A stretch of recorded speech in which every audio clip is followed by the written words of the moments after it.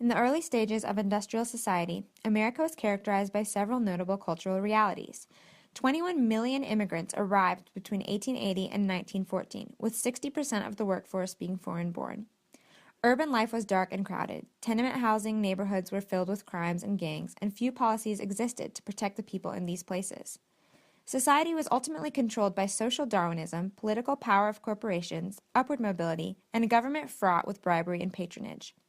The Depression of 1893 through 1896 brought widespread disenchantment with corporate tycoons, and many people began questioning the benefits of the growth of industry.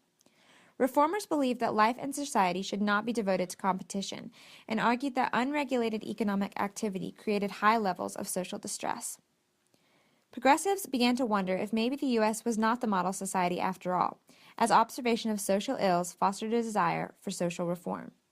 Several major reforms that developed during this era included the expansion of voters through initiatives, referendums, and recalls, regulation of bank and economic institutions, working conditions, food and drugs, child employment, housing, and some small health care reforms. Several specific policies include workers' compensation, mother's pension, juvenile courts, the Children's Bureau, the National Committee for Mental Health, and the 16th Amendment that established a federal income tax.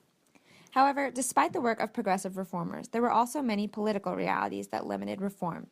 For example, neither the Democrats nor the Republicans were focused on the needs of workers, low-income or oppressed groups, and unions were uncertain allies.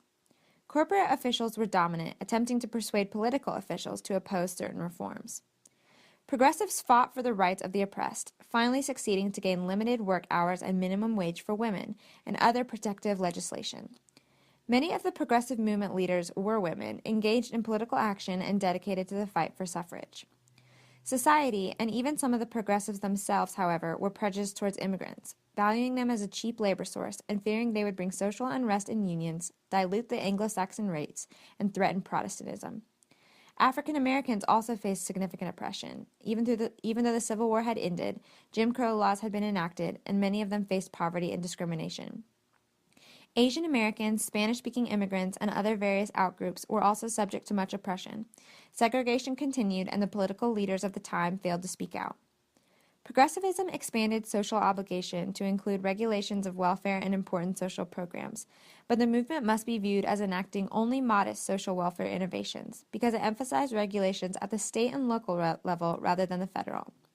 Jane Addams is one great example of a progressive reformer. She is associated with the emergence of social work and is accounted for the establishment of the Hull House, a settlement house that provided housing, literacy, and citizenship classes for needy groups.